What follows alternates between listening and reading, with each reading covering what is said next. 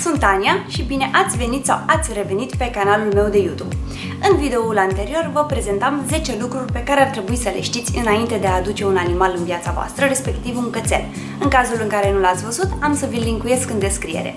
Vlogul de astăzi aș vrea să vină în continuarea celui precedent și să vă prezint beneficiile și schimbările pozitive pe care le aduce un cățeluș în viața ta. Zilele trecute mama mea mi-a trimis un articol care avea ca titlu următorul lucru.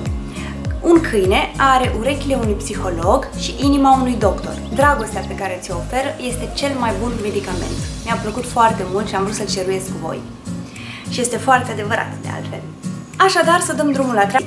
1. Responsabilitatea. Îți garantez că ai să devii o persoană mult mai responsabilă.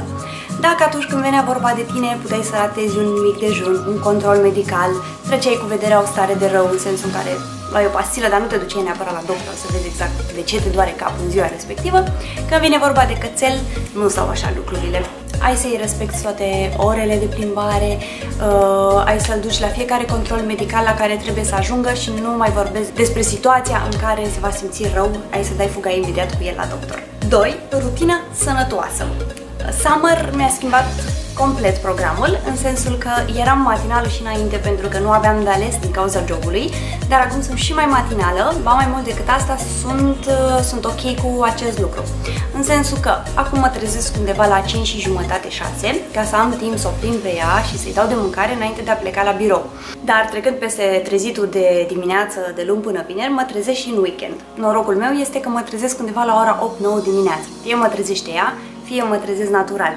Însă noi am avut noroc pentru că există căței care își păstrează rutina din cursul săptămânii și pentru weekend. Astfel, sunt stăpâni care se trezesc de luni până duminică la aceeași oră pentru a plimba cățelul. Ca un mic truc pe care pot să vi-l dau aici, cu Summer funcționează, dacă îmi doresc ca a doua zi să le nevez mai mult în pat, încerc să o obosesc foarte mult cu o seară înainte. Adică ies cu ea la alergat, poate, sau o joacă la o oră mai târzie afară. Ba mai mult, dacă avem un safir seara, se resimte a doua zi și pot să stau în pat până la 10-11 fără probleme. Dar ceea ce voiam să vă zic, câinele vă impune o rutină care poate la început o să vi se pară complicată, apoi o să vă placă, o să devină un lucru obișnuit. De exemplu, dacă nu o scot eu dimineața înainte de birou, toată ziua mi este somn. Am senzația ca și cum că mi-am ratat cafeaua de dimineață. 3. Oameni și socializare. De când o avem pe Summer am cunoscut foarte mulți oameni.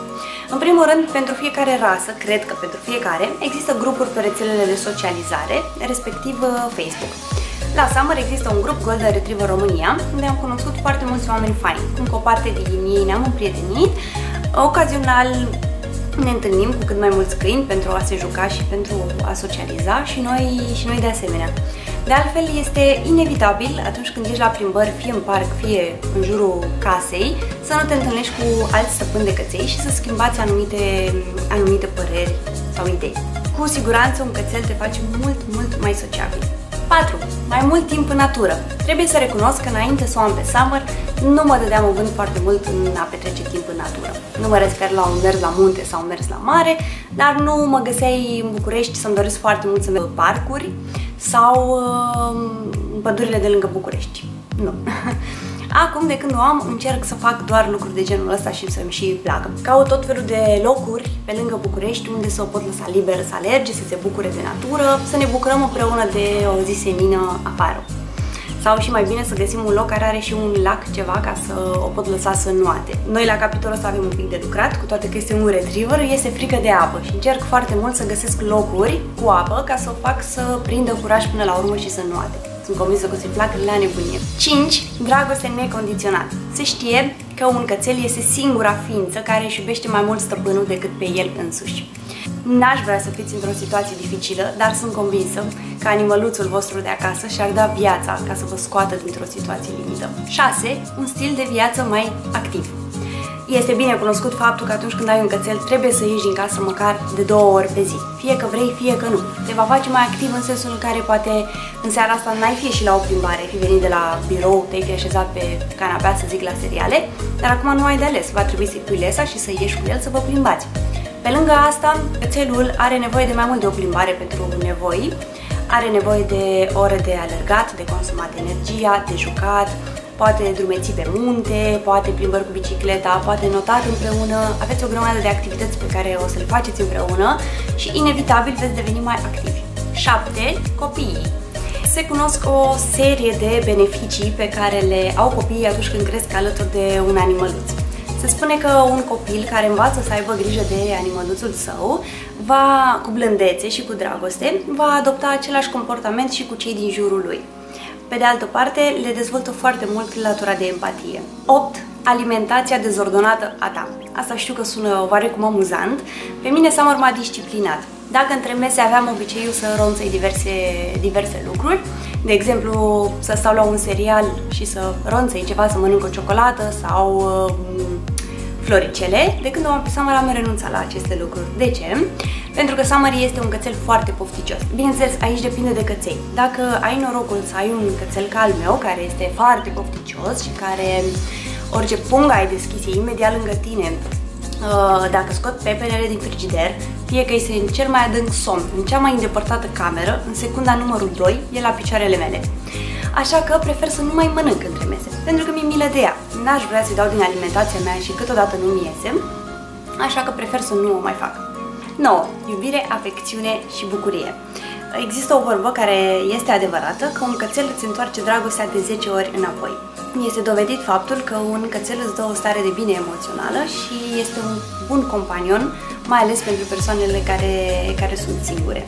10. Reducere stres și amuzament. Un cățel inevitabil îți va reduce stresul doar jucându-te cu el, mângâindu-l, interacționând cu el. De asemenea, este o sursă continuă de amuzament, cu atât mai mult când este pui. Este plin de energie, face o grămadă de lucruri prin care să-ți atragă atenția.